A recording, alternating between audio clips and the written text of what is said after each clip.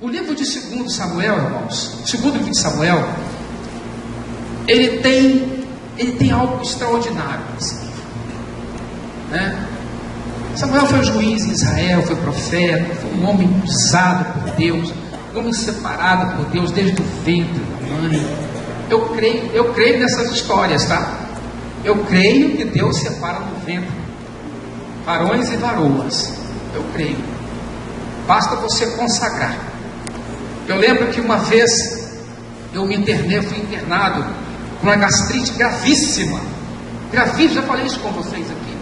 Muito grave. Minha avó é uma mulher de oração, uma mulher com experiências com Deus. Minha avó apaixonada pela vida, ficava dentro do quarto pela vida o tempo todo, eu ficava incomodado com aquilo. Como é que essa mulher passa a vida inteira? Lembra, Alejandro? Lá com a vovó, né? Com a sua vovó também. E eu me internei e fiquei uma semana internado. E minha mãe falou comigo assim: sua avó fez uma oração. Ela fez uma oração assim: Senhor, é o meu único neto, homem, não tira ele de mim, eu consagro ele para o Senhor. Olha só.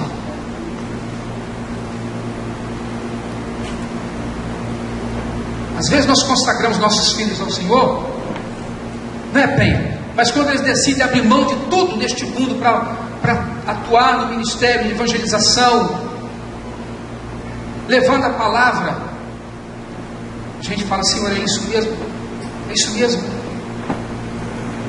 E eu lembro que minha mãe falou assim, ela falou: eu consagro ele ao Senhor. E aí, irmãos, Deus ouve a oração. Consagra seus filhos, porque Deus faz o resto. Consagra, abençoa e vive uma vida de Deus na sua casa, que Deus vai fazer o resto. Interessa a Ele fazer isso, é do interesse dele. Agora, o que Deus quer saber é se realmente é do seu interesse que o seu filho seja consagrado a Ele, porque tem um preço a pagar. E quando eu comecei a ler o segundo livro de Samuel, eu comecei a perceber que este livro tinha tudo para ser uma epopeia, o auge do Antigo Testamento, uma história fantástica, talvez tão fantástica quanto a história de Moisés abrindo o Mar Vermelho e vai por aí fora, aquela história maravilhosa, aquela história fabulosa. Por quê? Ela começa falando de um menino, um jovem que assume o trono em Israel, um paizinho michuruca, um paizinho pobre da Ásia, entre potências tremendas como é a Babilônia de um lado, a Síria e o Egito do outro. Pode um paizinho, um bichinho de Jacó como esse prosperar entre potências tão grandes? Pois Deus levantou um homem, um jovem que havia sido pastor de ovelhas. E esse rapazinho foi consagrado, foi ungido, separado para eles. E esse rapazinho é aclamado, porque começa o texto, capítulo 1, falando da morte de Saul, né? Saul se despede dessa vida, e aí Davi chora a morte de Saul, né? De Jonatas, o seu grande amigo. E aí Davi em Jerusalém, chegando em Jerusalém, Jebus ainda, ele é aclamado em Judá como aquele homem que Deus separou para reinar sobre aquele povo e trazer unidade ao povo. No capítulo 3, Davi vai para Hebrom, e ali Davi casa-se e tem filhos. Vem primeiro Abdom, depois vem Quileabe, o terceiro é Absalão, quarto Adonias, Cefatias, o sexto Itreão. A Bíblia fala desses homens, desses varões, mas Davi tem filhas mulheres também, como Tamar. E aí, irmãos, o que acontece? Todos homens lindos. Você já leu alguma coisa sobre Absalão na Bíblia? Quando você for ler esse texto de Absalão, ao lado da sua esposa, cuidado, pule os versículos, porque ela vai ficar imaginando um cara parecido comigo assim. Diz que o cara era top, lindo, não havia em Israel nenhum homem belo como Absalão. Cabelo pesado, cabelo ao vento, saradão, cuspido no cavalo. Quando ele passava assim, as israelitas tombavam para a direita, para a esquerda. Era um desespero, aquelas moças. Absalão. E é homem de paz. Seria assim o nome dele. Não é isso, Eli? Adonias também era uma fofura, um gato. Era tão bonito que Davi tinha medo de tocar nele. Davi nunca disse para ele: meu filho, você está errado, porque não queria ofender o filhinho lindo que ele tinha.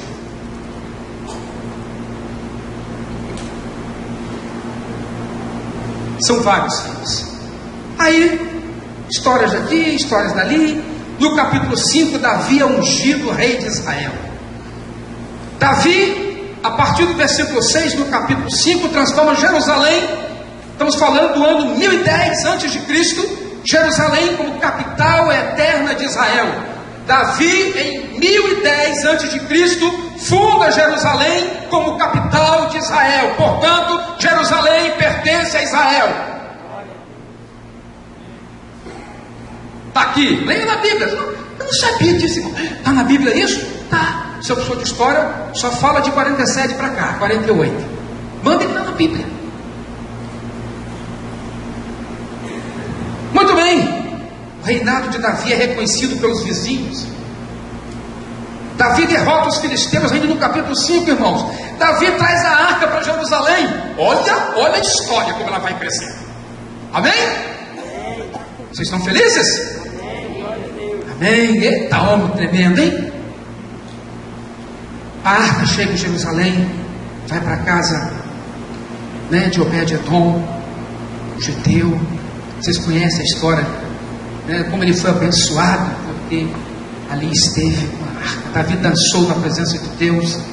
Davi faz aliança com o Senhor, ou o Senhor, aliás, faz aliança com Davi, e diz para ele no versículo 16 do capítulo 7: porém a tua casa e o teu reino serão firmados para sempre diante de ti, teu trono será estabelecido forever, para sempre. Depois diz como sempre isso.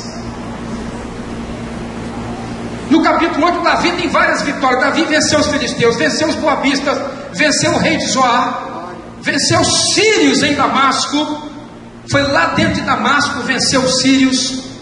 Davi pôs guarnições da Síria de Damasco, e os sírios ficaram por servos de Davi e lhe pagaram tributo, e o Senhor dava vitórias a Davi por onde quer que ele ia. Não está bonita essa história, Ricardo? Onde vai chegar este livro maravilhoso?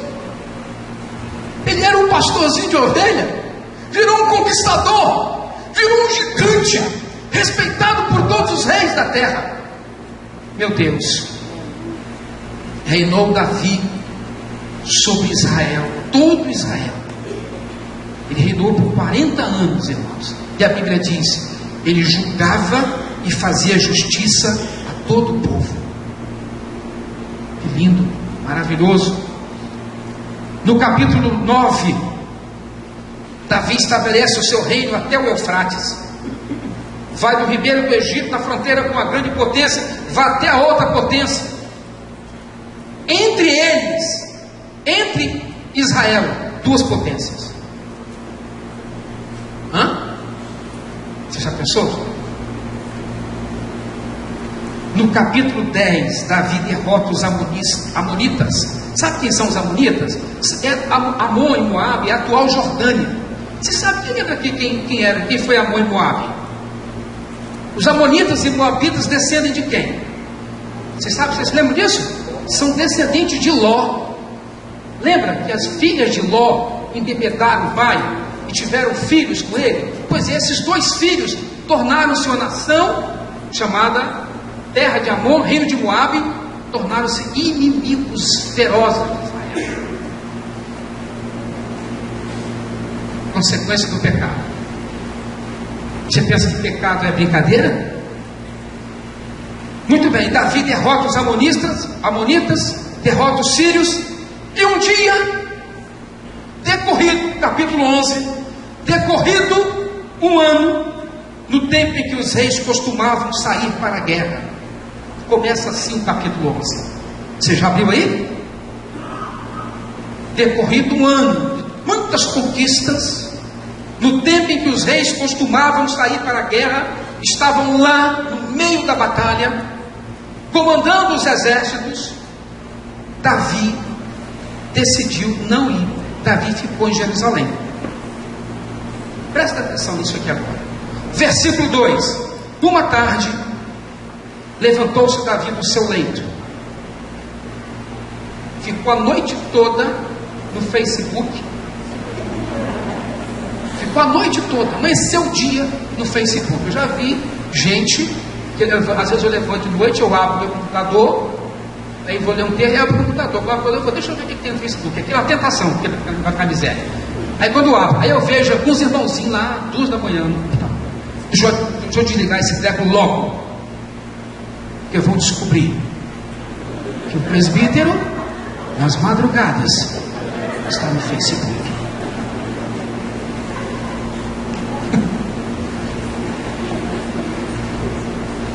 Irmãos, Davi saiu para dar um passeio na varanda do palácio. Daí viu o quê? Uma dona coxuda, siliconada, esse cabelo cheio de luzes. Ela fazia assim. Davi olhou lá de cima e falou assim: tá doido, é louco, quem resiste a um negócio desse?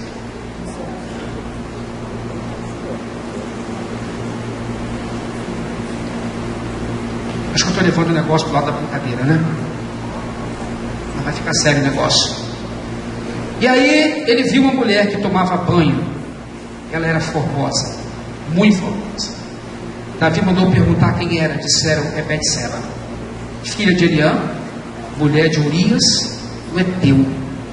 Então enviou Davi mensageiros que a trouxessem. Ela veio e ele se deitou com ela. E ele teve relações sexuais com a mulher do seu general.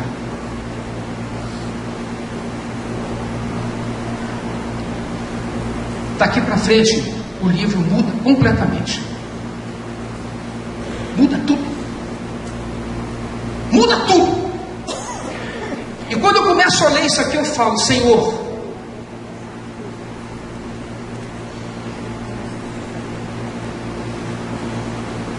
isso é o homem. Isso aí é o homem. Isso é você. Homem e mulher que está aqui. Essa é a natureza humana. Atentou? Acordou para isso? É por isso que eu preciso de um Salvador. É por isso que eu preciso de um Redentor. É por isso que eu preciso chorar. É por isso que eu preciso me quebrantar. É por isso que eu tenho que amar muito a minha esposa. É por isso que eu tenho que investir nela. É por isso que eu tenho que sair com ela. É por isso que eu tenho que falar com ela. É por isso que eu tenho que cuidar dela. É por isso que eu tenho que cuidar dos meus olhos.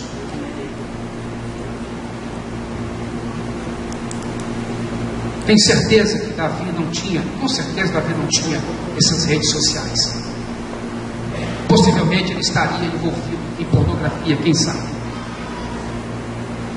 O cara fica à toa, não faz nada na vida, vai fazer o quê? Mas apareceu a dona na frente dele. No capítulo 11, irmãos, acontece uma tragédia. Ele arquiteta uma traição contra o seu comandante lá, o chefão dos exércitos, e ele é colocado na frente dos exércitos, na frente da guerra, e Urias morre, ele é morto por ordem de Davi. Olha a que ponto chegou esse homem. Eu leio isso aqui, ali, então eu não entendo, meu Deus, como é que ele chegou a esse ponto? Mas é a loucura do pecado. O pecado pode fazer com você coisas que você jamais imaginou. Viu o pregador zão do evangelho? Viu o santarrão, homem de vigílias, homem de oração, homem de Deus? Viu mulher de Deus? Você não tem noção do que o pecado pode fazer com você, se você não tiver noção do que você é. Meu Deus, Natan chega no capítulo 12, detona com Davi. Davi! Conta aquela história da cordeirinha. O cara tem sem número, o cara é rico, o outro é pobre. Um tem um sem número de cordeiros, de animais, o outro só tem uma cordeirinha. E o cara chegou lá e tomou a única que ele tinha e falou: Davi, o que este homem tem que ser feito? Que este homem, Davi falou, Davi, a Bíblia diz que ele cirrou de tal forma que ele disse que este homem está aqui. Este homem, tão certo como vive o Senhor, o homem que fez isso deve ser morto. Interessante, o pecado, o salário do pecado é a morte. Olha Davi falando aqui, qual é o destino dele. E é pela cordeirinha restituirá 4 vezes, porque tal coisa fez tal coisa, e porque não se compadeceu. Pois Natan, na tampa, falou, do rei, hein? Falou, pois este homem é você. Estuda, Davi. Capítulo 12. Davi recebe a sentença, nós vamos ver isso depois aqui, pelo pecado, e começa pela morte do seu filho, o qual ele engravidou Betseba. Mas tem uma sentença que foi dada a ele. Agora, pois, não se apartará a espada jamais da sua casa, porquanto me desprezaste e tomaste a mulher de Urias para ser tua mulher. Assim diz o Senhor: eis que da tua própria casa suscitarei o mal contra ti, e tomarei tuas mulheres, e a sua própria vista, e as darei a teus próximos, o qual se deitará com elas em plena luz do sol, porque tu fizestes em oculto, mas eu farei isto perante todo Israel e perante o sol. Isso aqui, quem falou isso para Davi foi Yahvé, o Deus que você serve. Olha aqui,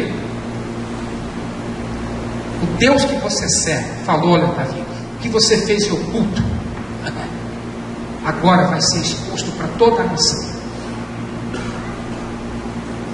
Davi reconheceu o erro dele, confessou o pecado dele, mas a criança morreu, e daí para frente a casa dele virou um inferno.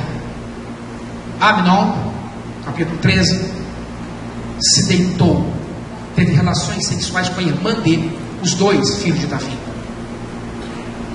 Incesto dentro da casa real. Começa a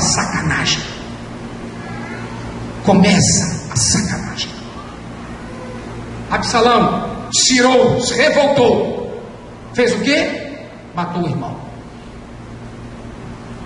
Começou o problema, começou o ódio, a vingança, a amargura. Daí para frente, a casa de Davi nunca mais foi a mesma. O livro termina no capítulo 24. Lá no finalzinho, Davi já amarrado, arrependido, amargurado, depois de ter que fugir de Absalão, depois de ver Absalão morto, porque Absalão foi morto, Davi perde filhos por causa de guerra interna na família. Depois de tudo isso, Davi vai a Gade, e lá disse um homem chamado Araúna, finalzinho do capítulo 24, versículo 22. Então disse Araúna a Davi: tome e ofereça ao rei meu senhor o que bem lhe parecer. Eis aí os bois para o holocausto, e os trilhos, e a peiragem de bois para a lenha. Tudo isso, ó rei, Araúna ofereceu ao rei, e ajuntou: que o Senhor teu Deus te seja propício. Davi queria oferecer sacrifício, confessando o seu pecado, e um homem rico ofereceu a ele uma junta de bois, falou: está aí o boi, está aí a madeira, está aí os trilhos, está aí tudo, agora vai, sacrifica. Olha o que Davi falou. Porém o rei disse a Araúna: não, mas eu te comprarei pelo devido preço, porque não oferecerei ao Senhor meu Deus holocausto que não me custe nada. Vocês entenderam? O coração de um homem que peca e se arrepende, começou a perceber. Eu estou jogando esse arcabouço, estou dando para vocês esse fundo, porque o que eu vou mostrar a vocês agora, irmãos, tem a ver com essa história de Davi. Aprenda com essa história de Davi, aprenda com o pecado de Davi, aprenda com a natureza humana de Davi. Não entra nessa de dizer: até Davi pecou, quanto mais eu. Racionaliza bastante, e você vai ver onde você vai parar. Quando a minha mente começa a racionalizar, a superficializar, a relativizar que é absoluto, eu começo a lutar comigo mesmo, com a minha própria carne, com a minha própria mente. Eu entro em batalha, eu entro em guerra, eu sofro por isso, porque eu não posso admitir, não posso aceitar, superficializar, relativizar que é absoluto dentro de Deus. Nós cantamos santo, santo, santo, e a gente não busca a santidade. Deus conhece o nosso coração. Davi não quer oferecer a Deus nada de graça. Meu Deus não merece. Não vou oferecer a Ele holocausto que não me custa em nada. Você sabe qual é o pecado que te assedia aqui hoje. Você sabe, eu sei, você conhece, todos vocês aqui sabem e vê a memória de vocês. Ainda bem que a sua mente não é projetada numa parede, porque se fosse, muita gente sairia daqui envergonhado. Todos nós sairemos daqui envergonhados, todos nós. Irmãos, você sabe onde está a sua fraqueza, onde está a sua luta. Portanto, o que é que você vai oferecer ao Senhor hoje? Qual sacrifício? Algo vai ter que lhe custar. Amém ou misericórdia? Amém. Diga amém. Amém. Não é misericórdia não, é amém. Amém. Porque vai ter. É verdade. Ah, Jesus já fez tudo por mim. O sangue foi derramado, estou numa boa. Nina, nina, não. Nina, nina, não. Nina, nina, não. Jesus fez tudo sim, para você herdar a salvação. Você agora tem o seu nome escrito no livro da vida. Agora, com esforço, com disciplina, com a graça de Deus, você vai caminhar livre do poder do pecado. Mas vai. Seu esforço entra na jogada. Seu esforço entra, seu suor entra na jogada. Sua disciplina entra na jogada. Não, a obediência entra na jogada. Lutar contra os instintos, lutar contra a minha tendência de ser mal, entra na jogada. Pecado, irmão, só se resolve com a cruz. Só a cruz. Estou crucificado com Cristo. Não mais eu vivo, mas Cristo vive em mim. Sem cruz não dá.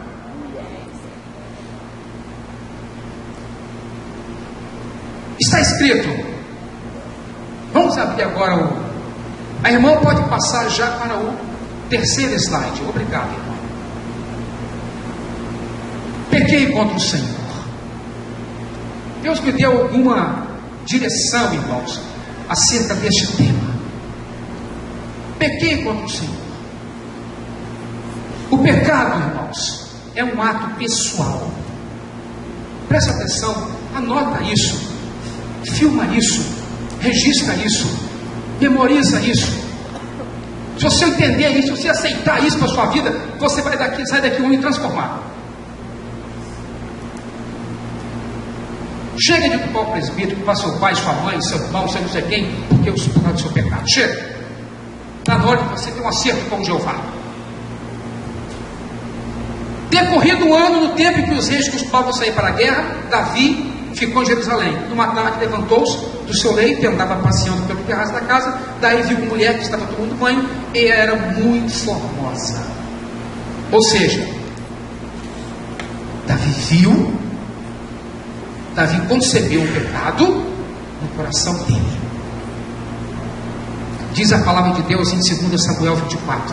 Vendo Davi o anjo que feria o povo, falou ao Senhor e disse: eu é que pequei, eu é que procedi perversamente.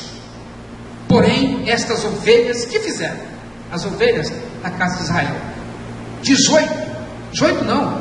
Quantos mil morreram? 70 mil. 70 mil homens do povo morreram por causa do pecado de Davi. Vocês sabiam disso? Sabia ou não sabia? Está lá em 2 Samuel 24, 14 e 15. Davi estava em grande angústia e o Senhor lhe apareceu através do profeta Gade e fez a proposta a ele. Diz assim: veio pois Gade a Davi e lhe fez saber, dizendo: queres que 7 anos de fome te venham à terra? Ou por 3 meses fuja de seus inimigos e eles te persigam? Ou que por 3 dias haja peste na sua terra? Delibera agora e vê que resposta hei de dar ao que me enviou. Quem me enviou? Jeová. Escolhe, Davi, o que você quer? 7 anos de fome e miséria? Você quer 3 meses fugindo dos inimigos? Ou você quer 3 dias de peste na terra? Davi calculou, pensou direitinho, falou: 3 dias. Tá bom? Vou levar para quem me enviou. Jeová, isso aqui é 3 dias de peste. Ah, tá bom. Morreram 70 homens. Por causa de um pecado que ele fez em oculto. Que um pecado leva ao outro. Ele adulterou, teve relações com a mulher do comandante dele e mandou matar depois o esposo dela. E assim foi. Davi, o grande Davi. Mas ele diz: eu é que pequei. Portanto, não culpe ninguém pelo seu pecado. Deus não vai ver ninguém. Deus vê você. Porque é você que decidiu pecar. Ele disse: eu que pequei, foi eu que procedi perversamente. Porém, essas ovelhas que fizeram, seja pois a tua mão contra mim. Arrependido, ele estava arrependido. Quem peca tem consciência de que seu pecado foi deliberado. Mas o que o povo faz? Ah, fulano me fez tropeçar. Ah, na 5ª geração dos meus avós eu recebi uma maldição. Eu pequei por isso.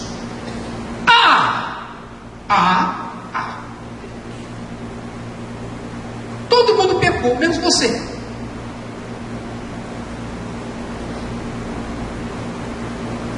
Segundo, irmão, o pecado é intencional. Chegou aí? Tá ok? Davi mandou perguntar quem era. Disse-lhe: é Batseba, filha de Eliã, mulher de Urias, judeu. Então enviou Davi mensageiros que a trouxessem. Mandou perguntar, enviou mensageiro, arquitetou, intencionou.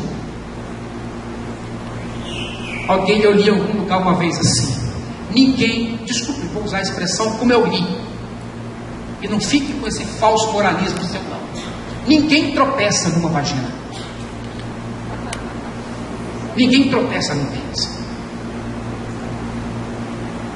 Deseja, pergunta, manda mensageiro, manda uma mensagem, cobiça. Irmã, eu caí, fui pego de surpresa, ela me pegou, jogou na cama e pá, eu falei, meu Deus.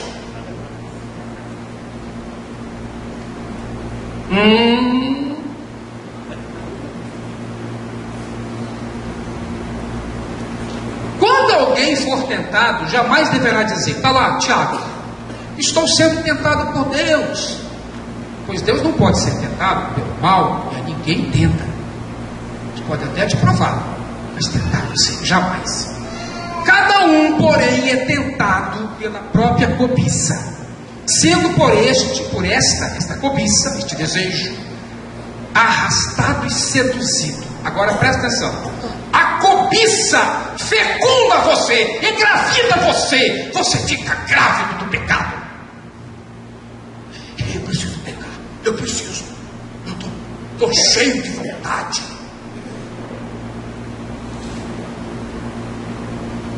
Intencional. Captou?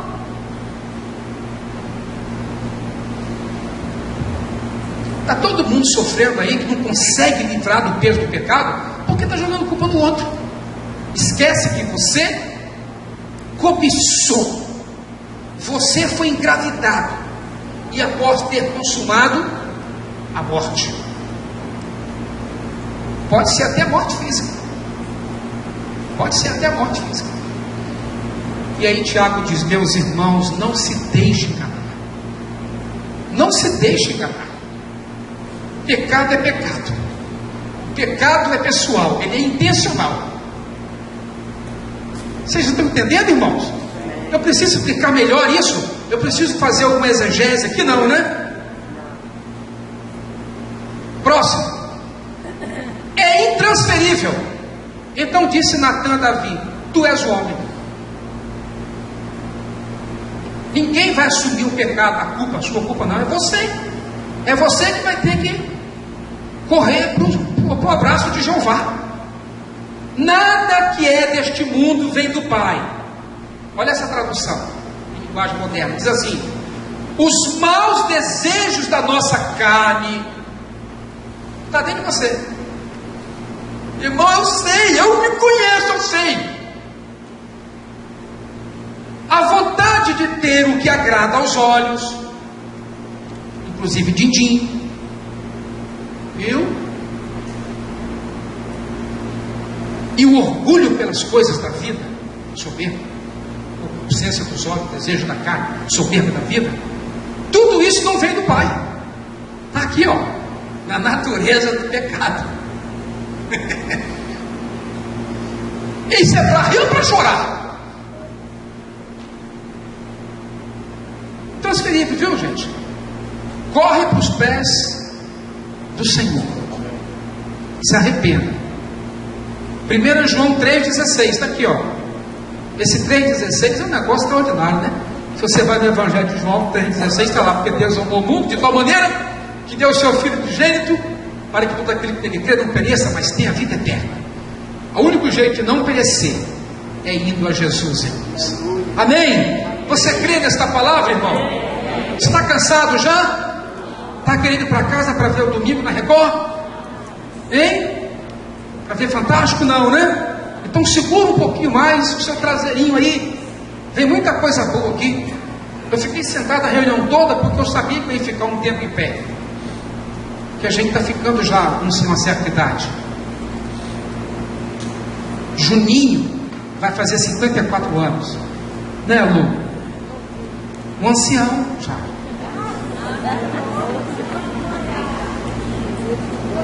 Obrigado, linda, você sempre me trazendo essa.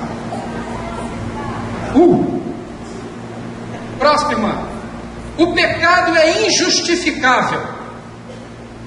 Olha o texto aqui, 2 Samuel. Assim diz o Senhor Deus de Israel: eu te ungi rei sobre Israel, eu te livrei das mãos de Saul. Deite a casa de teu senhor e as mulheres de teu senhor nos teus braços, e também te dei a casa de Israel e de Judá. E se isto fora pouco, eu teria acrescentado tais e tais coisas. Por que, pois, desprezaste a palavra do Senhor, fazendo o que era mal perante ele? Davi, tem justificativo o que você fez, Davi? Daniel, tem justificativo o que você fez, Daniel? Tem justificativa? Tem justificativa? Safado! Eu te dei tanto, te dei vida eterna, te dei salvação, te dei uma família, te dei uma mulher, te dei filhos. Tem justificativa o que você fez comigo? É isso que Deus está falando. Você quer que eu seja fiel, né? Mas para mim você não quer ser fiel. E ainda diz que foi por causa do outro. Está aqui, irmãos. Não foi assim que Adão fez? Perguntou Deus: quem te fez saber que estava nua? Não. Você estava numa boa, sem condenação. Você ia vinha no paraíso, e agora você vem com essa: comeste da árvore que eu te ordenei que não comesse? Sabe quem falou? A mulher que tu me deste, tua esposa. Foi ela que me fez pecado. Aí foi perguntar a Eva: não, a serpente. O jeito foi detonar com a serpente.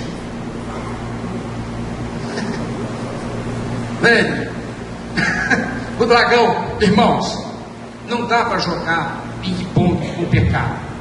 Pecou, assume, tá? Não tem justificativa.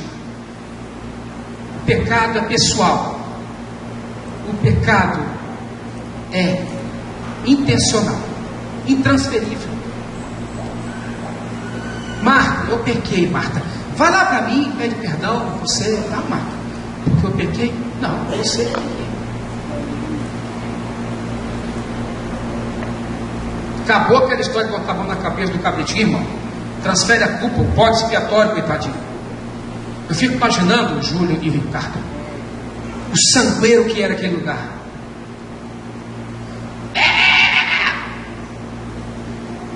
Mais um amor. Aí chegava o outro. Aqui eu trouxe o cabritinho que eu peguei quando o Senhor. Põe a mão na cabeça dele. Mais um para morrer. Relata que toda hora tinha que alguém chegar lá e tirar aquela camada, jogar mais terra, porque era muito sangue que era jorrado ali. O negócio era feio, o cheiro era insuportável. Os homens tinham que se lavar na bacia toda hora, o sangue jorrava.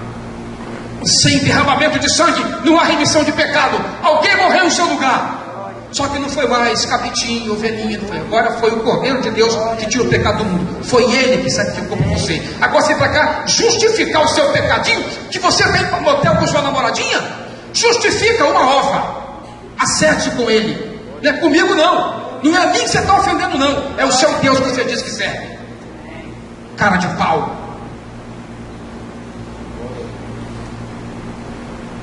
Irmãos, eu estou calmo, tranquilo. Posso ficar nervoso daqui para frente. O pecado é consequente. Agora, pois, não se apartará a espada jamais da tua casa, porquanto me desprezaste. Assim diz o Senhor: eis que a tua própria casa suscitarei. Eis que da tua própria casa, dentro da sua casa, Davi, lá dentro, vou suscitar mal sobre você. Irmãos, eu morro de medo disso. O pecado, quando entra na cabeça, vai com efeito dominó. Sabe, irmão? Vai assim, ó, atingindo todo mundo.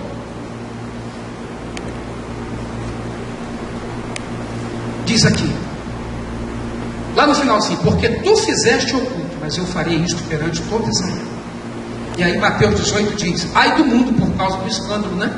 Porque é mistério que vem o escândalo, mas ai daquele homem por quem vem o escândalo. Então o negócio não é com a gente, não é com os presbíteros não. Eu não sou juiz de vocês. E quando tem que tomar uma decisão, e essa decisão afeta a vida das pessoas, fabrica as pessoas, muitas vezes por uma disciplina, isso dói na alma da gente. Eu falo: Senhor, meu Deus, tem misericórdia de mim. Mas eu estou no governo, não estou? E quando olho para dentro da minha casa, você pensa que a gente não sente o que passa dentro da casa da gente? E a gente não sofre com isso?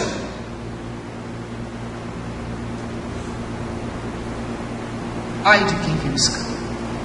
Pecado tem consequência. Um homem, quando ele decide deixar a família, deixar a esposa, para se unir a uma outra mulher, em adultério, ele não tem noção das consequências que hão de vir sobre a geração. Não é sobre os filhos, não, muitas vezes já estão até criados, mas sobre os netos e os bisnetos, que virá, o que virá, o buraco que virá, se Deus não tiver misericórdia.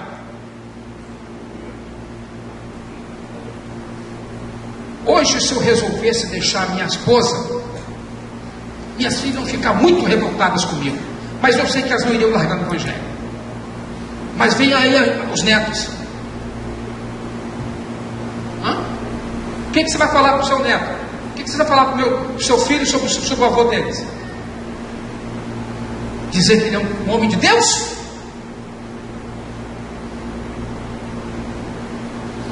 Hein? Perdeu a noção? Perdeu a noção? Perdeu a noção? Ou então não conhecem o Senhor. É só religioso. Porque quem conhece o Senhor prefere morrer do que fazer uma desgraça dessa. Por isso, moços, escolham bem com quem vocês vão casar. Escolham bem. Vocês têm que amar. Tem que amar. Quando eu fui casar com ele, eu vou te falar um monte de coisa. Falou um monte de coisa. Eu casei sabendo. Hoje, com 27 anos de casado, eu olho para a Luísa e falo: meu Deus, ela está mais bonita hoje. Ela fala: mas já estou ficando assim, experiente, vivida, meu corpo. Eu falei: amor, eu acho você linda, você. Eu já falei isso, eu não sei o que está acontecendo mais, irmãos. Ela não pode dar bobeira comigo, irmãos. Ela me encanta. Mas eu acertei, eu fui lá, eu fiquei muito bonitinho, mas é ordinário.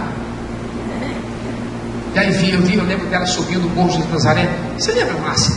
Trabalho de criança lá, lavando, dando banho nas crianças, os meninos lá do morro. Eu falei: que interessante, eu sou professor, ela gosta de criança também, tá bom negócio. Aí via todas as reuniões da vigília, as reuniões de oração, lembra disso, Cristina? Cristina, as reuniões de oração, eu falei: opa, tá legal. Além de tudo, ela é formosa. Opa, vamos ver. Casei. Estou feliz da vida. Estou feliz da vida. Digo a vocês, nunca passou na minha cabeça desejo de separar. E além do mais, agora, muito mais agora, eu tenho noção e consciência do desassossego que vai ser no futuro. Quando eu vejo Joanício falar bem da negona dele no Facebook, eu falei: esse cara está com a razão. Esse cara está cheio da razão. Deinha não é moleza não, isso deve ter uma pegada legal no homem. Olha lá. Eu não é, varão? Segura a sua negona, meu amor, não brinca com isso não. É isso mesmo. E se Moisés vai devagar, né, fala comigo. Fala comigo. Cadê Moisés? Está aí? Fala comigo. Diga que eu falei isso aqui. Ele vai me pegar na reta depois. O pecado deve ser reconhecido. Então disse Davi a Natã: pequei contra o Senhor. Disse Natã a Davi: também o Senhor te perdoou o teu pecado, não morrerás. Mas posto que com isto deste motivo a que blasfemassem os inimigos do Senhor, também o filho teu morrerá. Ou seja, o Senhor te perdoou, mas você deu motivo para que pessoas blasfemassem contra o seu Deus. Alô? Não estou sendo irônico, estou sendo bíblico. Vai aguentar a consequência. Todo pecado tem consequência.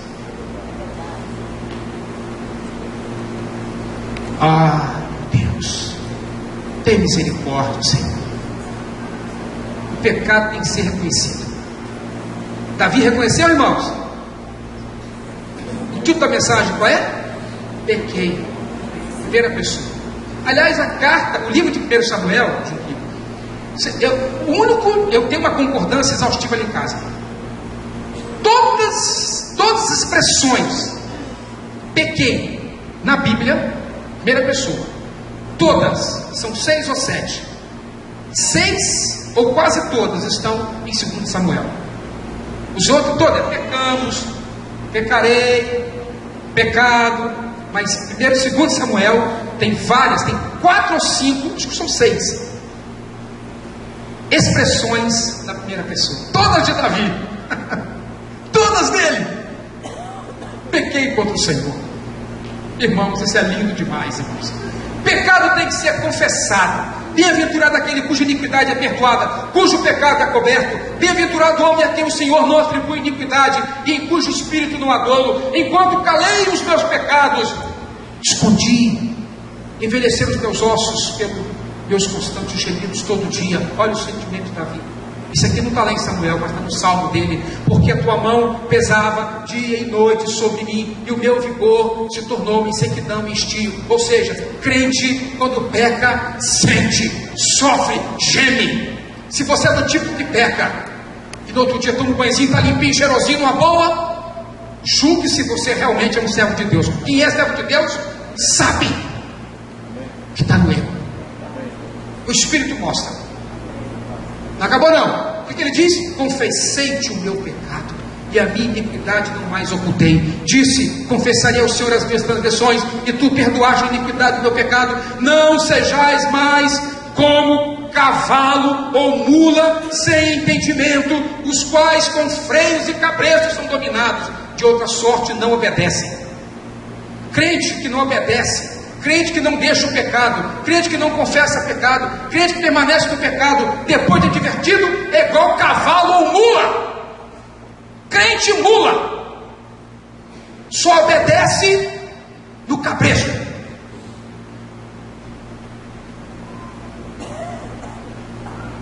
Doideira isso, gente. Aliás, irmãos, eu tenho preparado aquelas ministrações para alguns familiares no jornalzinho semanal. Irmãos, eu estou chocado com Jesus.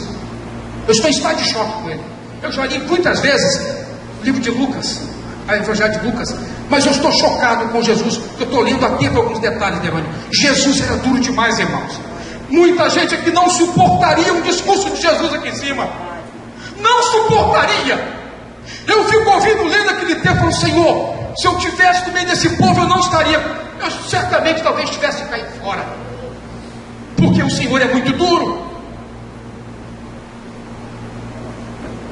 mas por amor ele era filho. Muito sofrimento terá de curtir o ímpio, mais do que confia no Senhor, a misericórdia assistirá. Amém? Amém. Esse texto é muito cantado, né, irmãos? Eu já vi tanta gente chorando aqui na frente por causa desse texto, e segunda-feira continua tudo do mesmo jeito.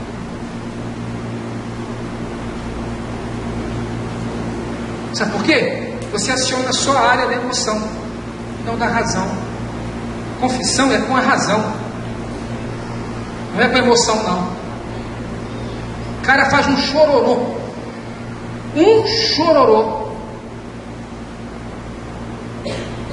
Segunda-feira, o primeiro desafio que ele tem,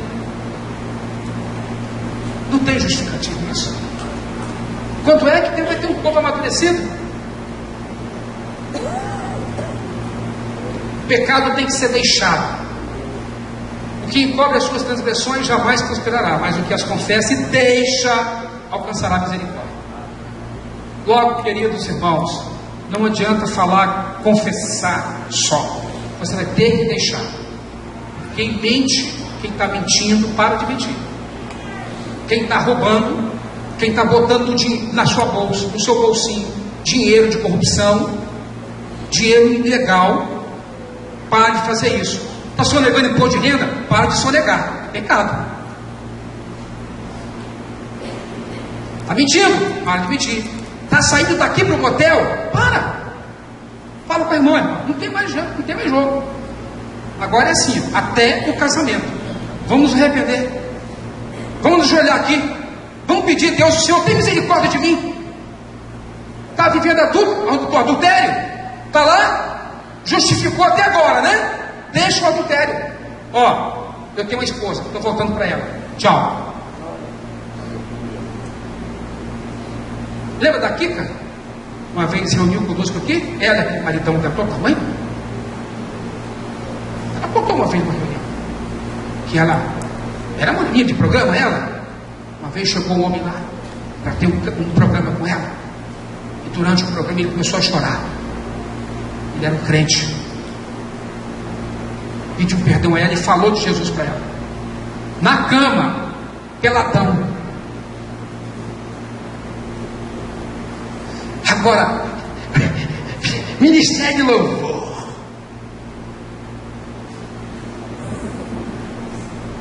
Pregador. Professor de criança. Ministério. Vivendo na safadeza. Vai se ver com Jeová dos exércitos. Não é comigo não. Você pode esconder o que você está fazendo em oculto, vai ser revelado. Safado! Entendeu? Você põe a orelha para queimar. Irmãos, não dá mais. Chega desse evangelhozinho vagabundo, só focado no seu bel prazer, no seu humanismo. Cristianismo é uma coisa, humanismo é outra coisa.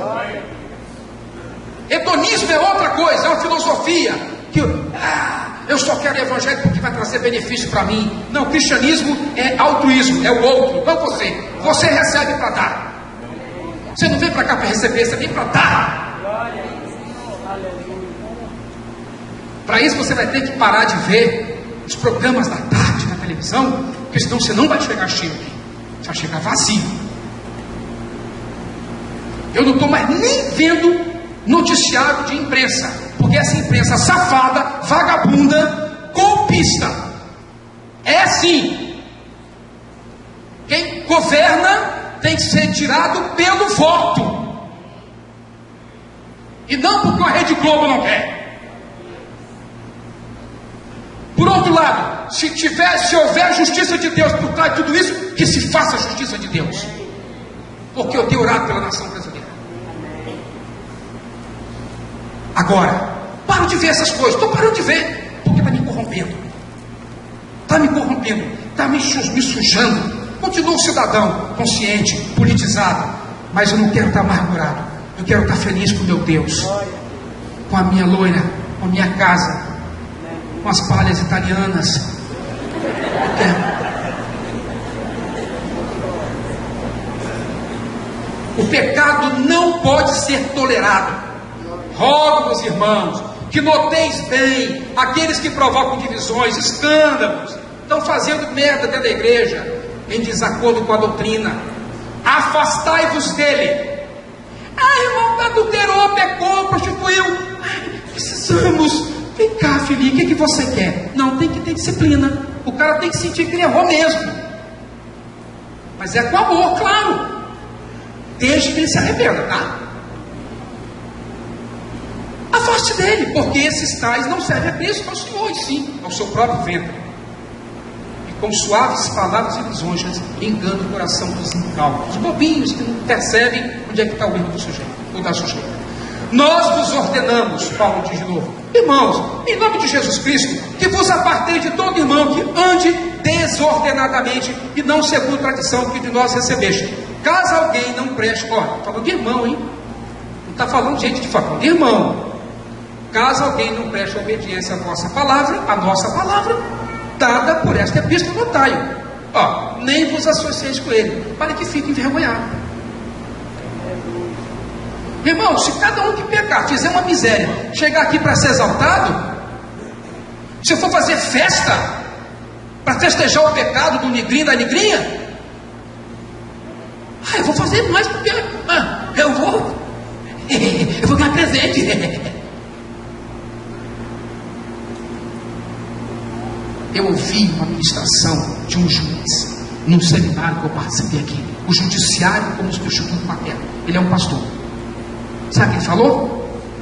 O problema da humanidade hoje é a destituição, a desconstrução da figura paterna. O pai virou nulo, virou zero à esquerda. Sabe qual é o símbolo do seminário? Um paletó pendurado, vazio. Para que o pai? Que autoridade ele tem? É a mulher que escolhe, o pai. E aí, a justiça está tendo que entrar dentro das casas para decidir, porque os caras têm filho e não assumem. Aí ele falou, a coisa está tão grave, que até a religião está fazendo isso. O pai é a lei, o pai representa o limite. É ele que diz para a mãe, ó, esse lugar dessa cama é meu, hein? Não é você não, vai para o seu quarto. Quem fica nessa cama de universidade sou eu sou o homem da sua mãe. Pode ir lá, vai para a sua cama, vai lá. É o pai que rompe o cesto. Isso é psicanálise. Mas onde é que está o pai? Banana. O ausente. Aí o que acontece? As crianças estão crescendo sem essa referência masculina. Aí ele está dizendo, até a religião está fazendo isso. Hoje Deus não é mais lei, Deus é só amor. Olha, na sua faculdade, Cíntia, cadê a Cíntia? Como é que é o nome da faculdade? FDV.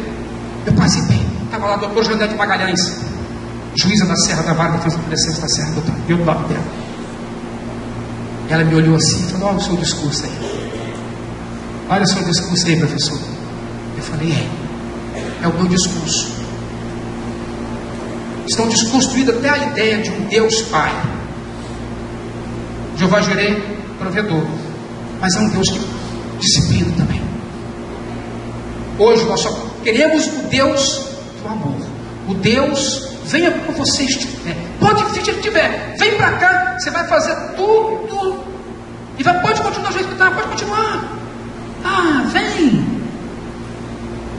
Quem sabe o Senhor não vem e te liberta. Aí o cara fica 10 anos no pecado dele. E cadê o Deus Pai que disciplina? A disciplina, irmãos, no momento, ela não é agradável, não. Ela é dolorosa, mas tem que servir. E essa disciplina é para minha casa, por isso eu imponho na minha casa a disciplina. É para nossas famílias, é para a casa dos presbíteros, é para a casa de todo mundo. Vai salvar ninguém aqui não. E a gente que trata de botar os rabinhos das pernas e pedir misericórdia a Deus. Vocês vão ver aqui no final assim. Nós nos ordenamos, irmãos, não se associem com essas pessoas, para que eles sintam a punição da igreja, que eles erraram. Agora não me venha para cá defender o pecador, gente. Deixa que o Senhor resolve o problema com ele. A gente pode estragar o tratamento de Deus.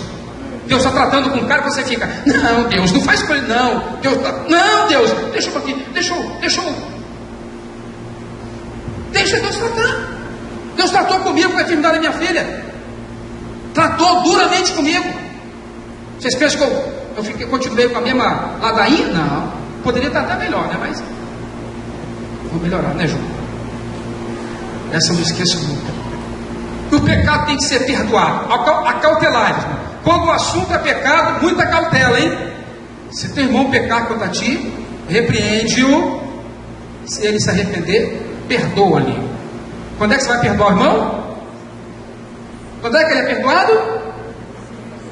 Igreja, fala pelo amor de Deus, em nome de Jesus. Quando é que eu vou perdoar o cara? Quando ele se arrepende. Amém. Pode aplaudir Jesus então? Dá para aplaudir?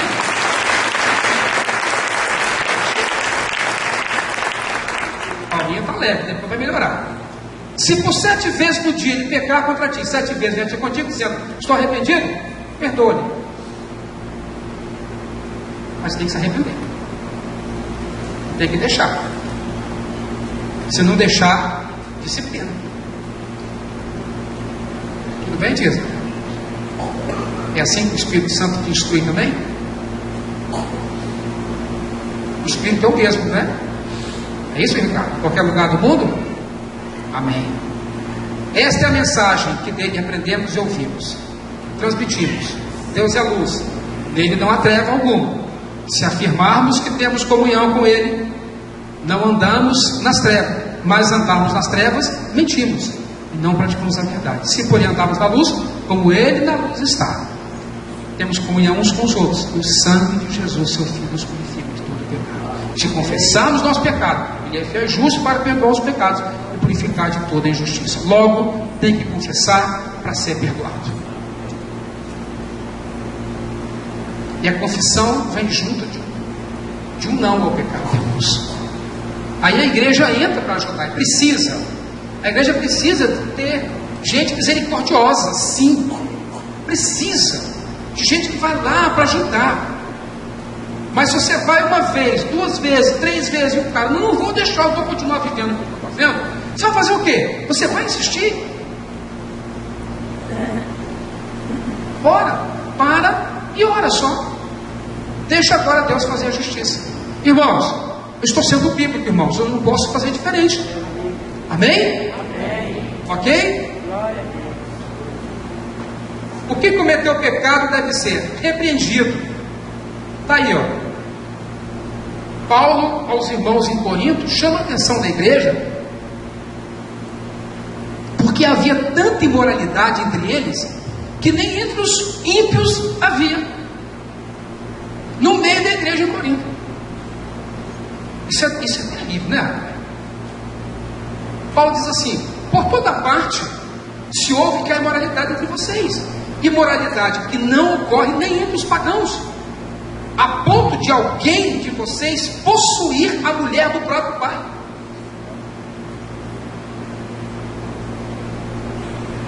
Ia ser madrasta. Possivelmente o pai estava morto. Só que a lei judaica e a lei romana proibia o incesto. Proibia.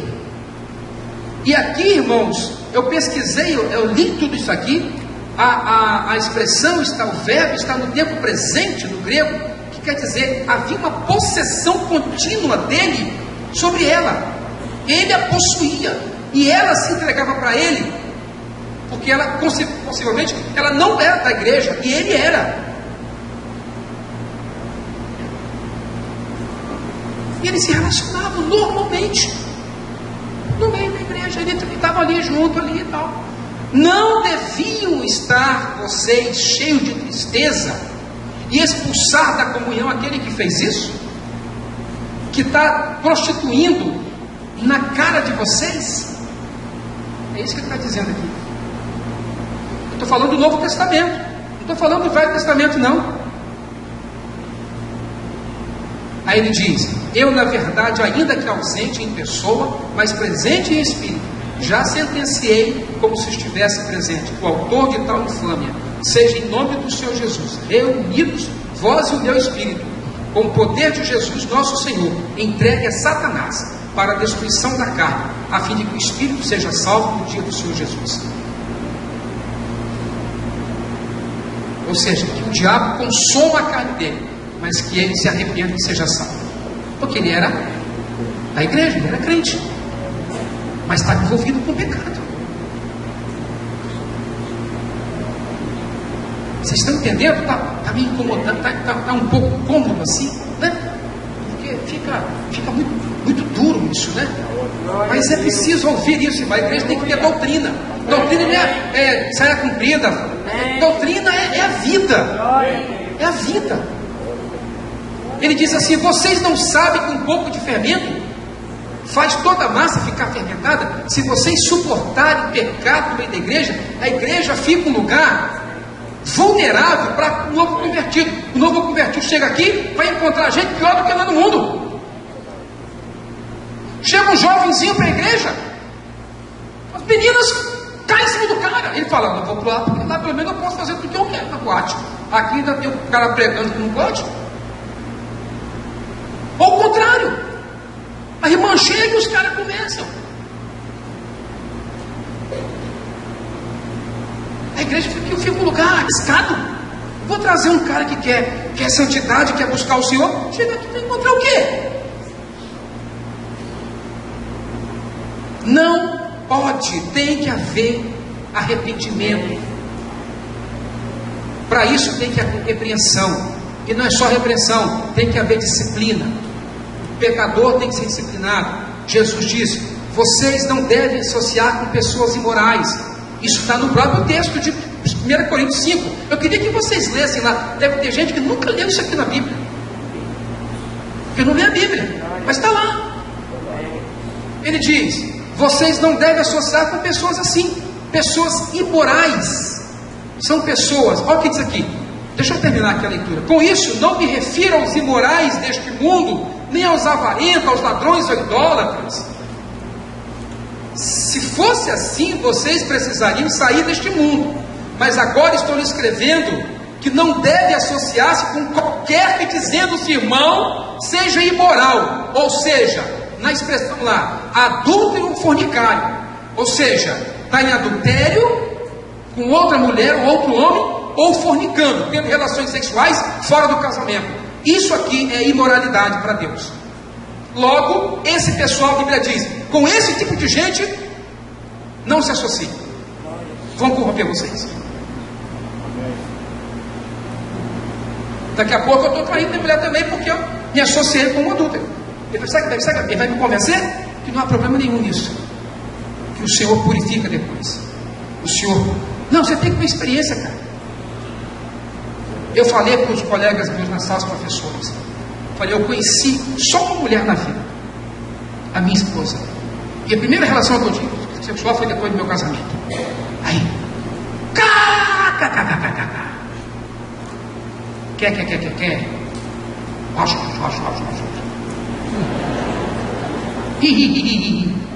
qualquer tipo de risada.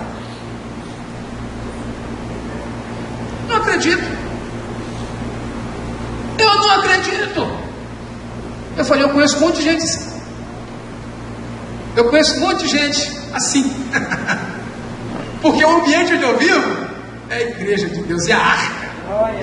Aqui tem gente se preservando. Aqui tem gente se santificando. Deus vai honrar.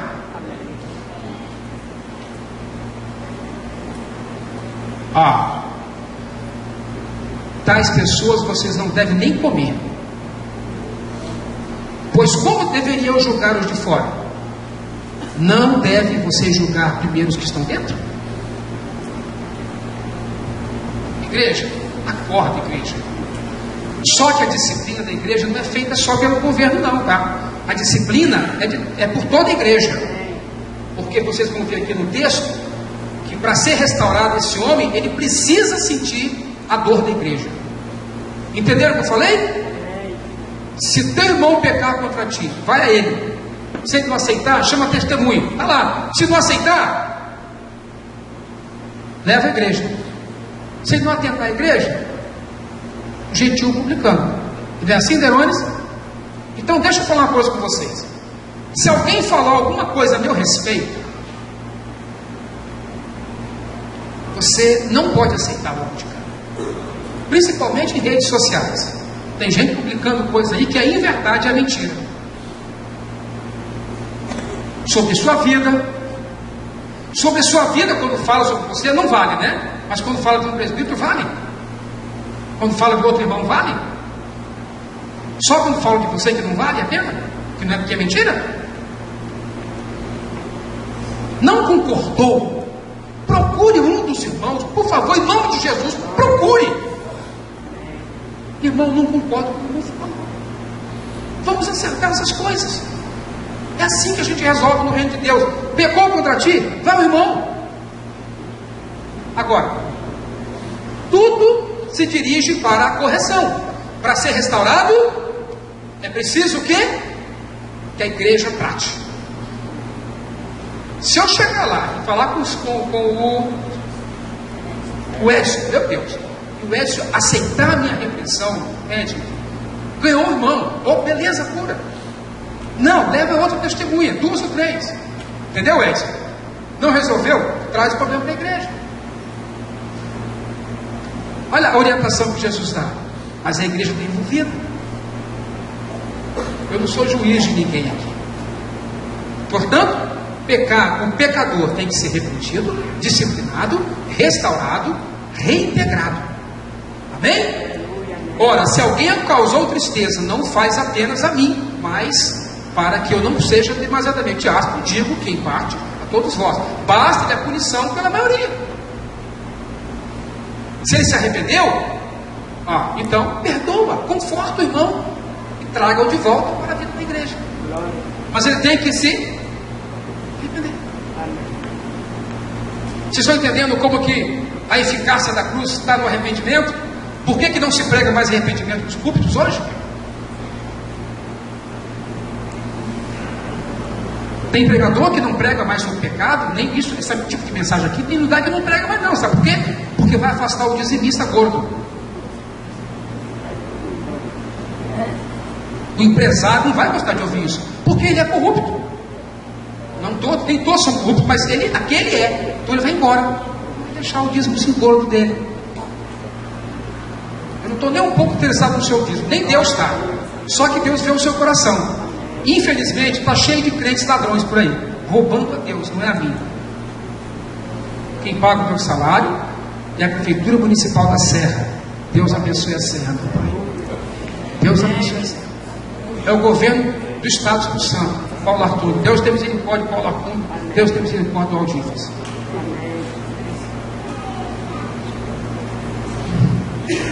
Mas você está roubando a Deus. Irmão, se alguém for surpreendido em algum pecado, vós que sois espirituais, deveis restaurar essa pessoa com espírito de humildade. Mas se ele se arrepender, irmão, eu vou deixar o pecado, eu vou obedecer, vou meus irmãos. Irmão, estou defendendo a minha vida agora, então não posso fazer nada. E para terminar, irmãos, graças a Deus, essa pessoa tem que ser amada. Acima de tudo, porém, tende amor intenso para com os outros, porque o amor cobre. Veja bem, a palavra não é encobre. O amor cobre. Encobrir é botar debaixo do tapete o pecado das pessoas. Cobrir é perdoar, cancelar, apagar, como Jesus fez, jogar no fundo do mar. Mas isso do pecador arrependido. Não arrependeu, eu posso fazer o quê? E aí, irmãos, eu estou encerrando esta ministração porque esta palavra que Deus me deu a semana passada, mas a gênese dela tem 7 anos. A origem dela foi há 7 anos atrás, numa reunião de grupo familiar, diante de uma confissão de um irmão que pecou e falou no grupo, abriu o coração para a gente. Naquele momento eu me inspirei e comecei a escrever, ele falando da situação dele, eu anotando. Foi ali que o embrião desta palavra surgiu. Eu tenho um monte de textos, estudos, tem um que tem mais de 25 anos, que eu nunca consegui pregar, o espírito farisaico. Queridos, sábado de manhã lá na roça, eu louco para voltar para casa, doido, ansioso, querendo voltar. Luísa, eu preciso voltar, eu preciso voltar, eu preciso estudar, eu quero ler a Bíblia, eu quero ir numa ansiedade e tal. E aí, porque na casa das pessoas você tem que dar atenção às pessoas, entendeu, Ricardo? Eu queria voltar, acabei encontrando depois os irmãos também lá naquela região. Eu precisava sair, eu estava muito cansado, estressado. Irmãos, orem por mim, por favor, irmãos, em nome de Jesus, para eu não dar um cascudo na cabeça daqueles meninos. Olha por mim. Eu já vi manifestação na sala. Eu falei, isso é maligno. Estou acabando, viu, gente? Nossa, como eu falo da gente, oh Jesus. Já sei que terça-feira vamos pegar na reta. E aí, irmãos, quando eu chego, eu me entristeci muito. E eu glorifico a Deus, porque Deus, tudo tem o seu tempo. E eu preciso dar essa palavra para a igreja, porque como presbítero, como governo da igreja, vocês precisam estar esclarecidos dessas verdades. Precisam sim. Um querido irmão nosso, querido sim, porque serviu a igreja por muitos anos, mais de 20 anos, pregou aqui sim, sentou-se à mesa com os conselheiros da igreja, deu conselhos, exortava a igreja para que amasse as esposas, dizendo que a dele era mais linda que havia no arraial. Um irmão que serviu a Deus com interesse, creio que foi com interesse de coração, e digo, é crente. Esse irmão é crente. Que o Senhor o leve ao arrependimento. Quantas comidas nós comemos nos retiros sob a coordenação deste irmão? Amado, certo, eu continuo amando aquele irmão. Mas ele decidiu tomar a decisão de deixar a família e se aventurar no adultério. Só que vocês não sabem a luta dos presbíteros para resgatar esse irmão, das reuniões que foram feitas para que ele demovesse da ideia, porque a irmã se sentiria amargurada, desprezada. Falamos sobre a consequência sobre a vida dos filhos e dos netos, mas o irmão decidiu continuar essa trajetória. E há 10 dias atrás nós orientamos a família, a esposa e o filho, que no momento aqui, no local de reunião, esse irmão poderia entrar aqui, é público, estar aqui com a gente o tempo que ele quisesse, mas jamais ministrar qualquer palavra, muito menos para a família, porque não tem autoridade para falar para a família mais, e nem usar as dependências da igreja. E postamos isso para que a irmã Sueli comunicasse isso à família, e foi comunicado e decidido. Infelizmente ontem abro minha rede social e vejo um comentário desastroso do meu irmão, lamentando o fato da gente ter proibido o irmão de fazer a torta da festa aqui. Queridos irmãos, vocês estão recebendo informação torcida, está tudo torcido. Não é bem assim. Quando você, eu tenho que falar isso, eu tenho que falar para a igreja isso, porque vocês vão ser influenciados muitas vezes por algumas pessoas que vão dizer que a presbitério não atentou, não viu e tal. Não é assim, irmãos. Houve uma época aqui que o cara pecava, ele era ali daqui à frente a carta de exclusão dele. Tchau. Muita gente foi magoada e ferida por causa disso aqui. Tem gente que até hoje não se recuperou. Tem gente que até hoje guarda a mágoa do irmão Valdir que está na sepultura. O que nós decidimos? Irmão, vamos ser mais amorosos, vamos ser mais serenos, vamos ouvir mais os irmãos, vamos acatar os irmãos, vamos dar uma oportunidade para que as pessoas se arrependam, vamos dar uma chance para que eles mudam. Quem disse que a igreja concorda com a separação? Quem disse isso? Premissa maior: casamento é um só, não tem divórcio, Deus abomina. Moços, casem para morrer, separar, só a morte separa vocês. Tem circunstâncias e circunstâncias de irmãos que chegam a um novo casamento porque foram abandonados, rejeitados, humilhados, seus ex foram embora, tiveram outros relacionamentos, e eu vou deixar esse irmão aqui padecendo. Não é justo. Agora não falo o Senhor, mas fala eu. Paulo diz, não digo eu o Senhor, mas digo eu que faça isso. Paulo diz lá em 1 Coríntios capítulo 7. Ele se responsabilizava pela felicidade conjugal daquele irmão. Ele dizia isso. Mas nós somos contra o repúdio. Trabalhamos, foram 2 ou 3 reuniões com esse irmão para que ele se reconciliasse, mas o irmão preferiu não se reconciliar. E a orientação da igreja é essa: não sentar aqui, pode sentar aqui, cantar com a gente, estar nos olhando, comer, fazer o que quiser, participar da escola bíblica, o que ele quiser fazer, lugar público, mas pegar o microfone, ensinar, usar as dependências da igreja, não. Você escolhe com que você quer ficar. Você escolhe de que lado você quer ficar.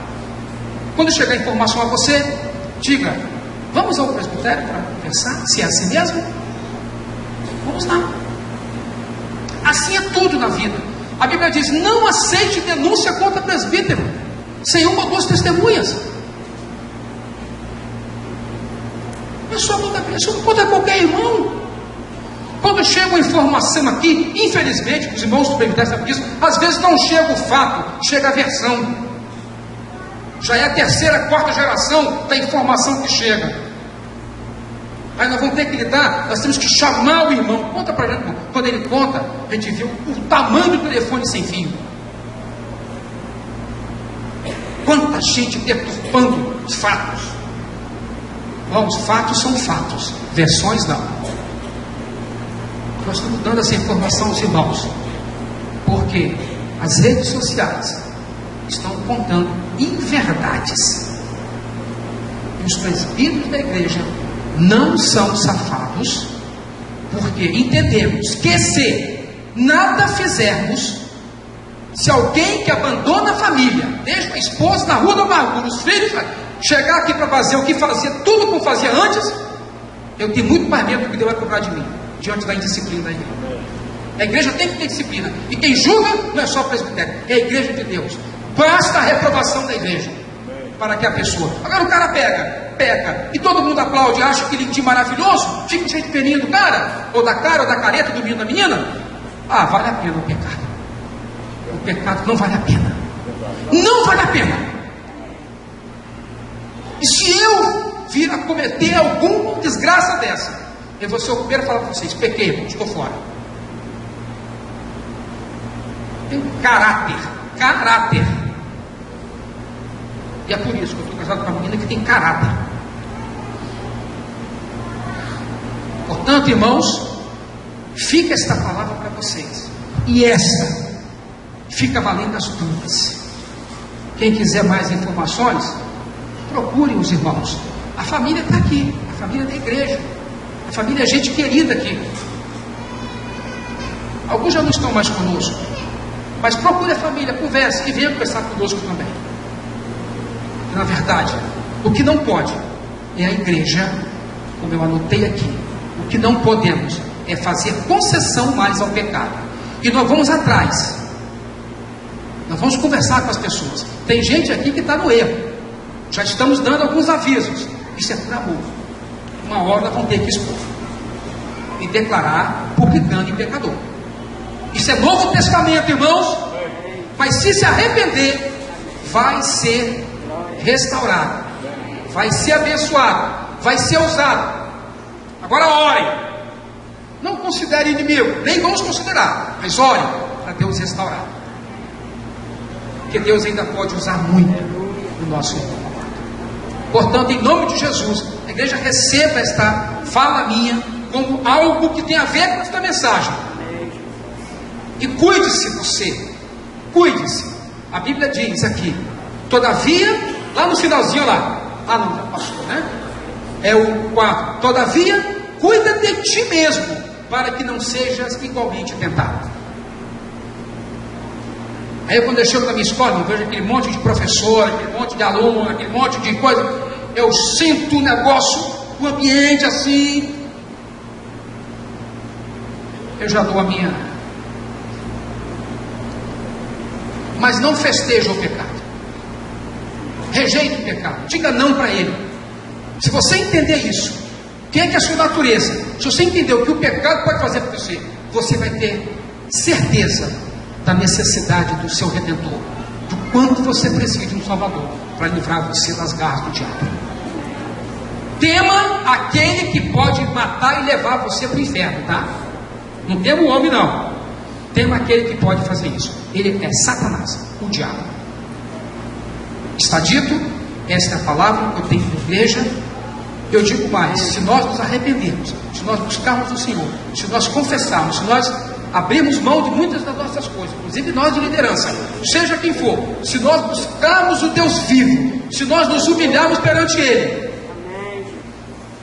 se nós começarmos a deixar o pecado de lado, não deixar que essas coisas nos conduzam a uma vida de hostilidade, de fofoca, de confusão, de atrito, de imundície, nós vamos ver multidões se convertendo ao Senhor aqui. E vai ser com palavra muito simples. Nós vamos ver gente cair possessa aqui, endemoniada para ser liberta. Nós vamos ver filhos sendo restaurados. Tem irmãos aqui, crentes, de anos de crentes, lutando e chorando porque seus filhos não conseguem se erguer. Gente criada no Evangelho. Se nós reconhecermos que nós estamos no pecado, se nós confessarmos nosso pecado, se nós renunciarmos, dissermos não, se nós tirarmos do nosso meio a safadeza, nós vamos ver isso aqui entupir de gente. Gente se convertendo, porque a atmosfera do Espírito vai encher a casa, encher as nossas vidas. Não vamos brincar com o pecado. O pecado paralisa, gera paralisia e gera morte. Mas a confissão, o arrependimento, gera vida.